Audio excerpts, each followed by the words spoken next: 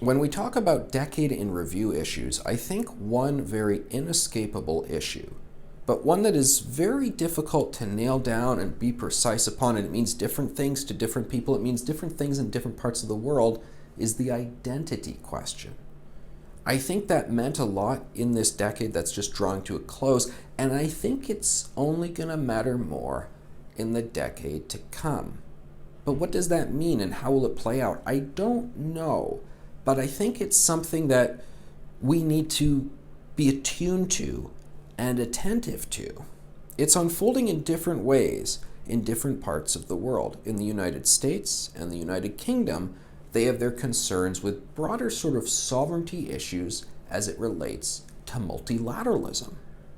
So they're concerned about bodies like the EU or the UN and other forums that are kind of doing this lowest common denominator thing where we've signed up for this club, but what's really in it for us? And we're having to follow other people's rules, but it might not be to our benefit. And the UN and the EU, rather than kind of go, yeah, you guys have a point, we're going to try and change things, they actually almost are defiant and they want to make things even more difficult. So we're going to see that continue. Boris Johnson has his mandate to do Brexit. He's been sort of ratified in that in the last election. He's going to get her done. But those sort of issues under the surface are going to continue. More broadly speaking, in Europe, their identity questions are related to migration, because there they are in Europe. We know it sort of culturally as being what it is for hundreds of years with the Renaissance and Reformation and all of that. But they're seeing a lot of changes because they are not landlocked. They are interconnected to all these different parts of the world, the Middle East and North Africa, where they're seeing a lot of migration come and changing the fabric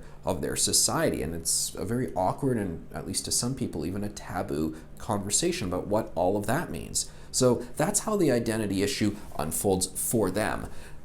Looking in other parts of the world, Turkey, lots of identity questions there.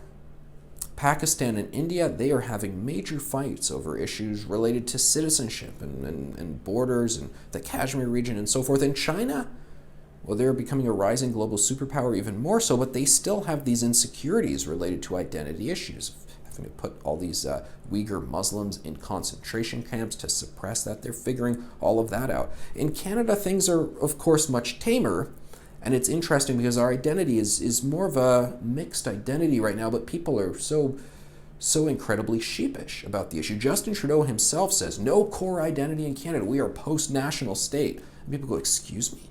What the hell does that mean? And I think it's probably because he hasn't thought through this issue very much. Like most issues, Trudeau doesn't seem to think rigorously through things. And I think he means identity is almost always ethnic identity issues, and then he gets a bit squeamish about that issue. And that does not mean the case at all. Cultural identity, national identity are things that really go bigger and beyond those questions of ethnicity and race, and can expand to include people of all different backgrounds if you have these rallying points where you talk about a Canadian identity that focuses on the things we have in common and the best of our country and where we want to head, rather than focusing on our differences. But again, hard to have that conversation. I wished we'd had that back in 2017 during Canada 150, and sadly we did not. So the identity issue, it's there.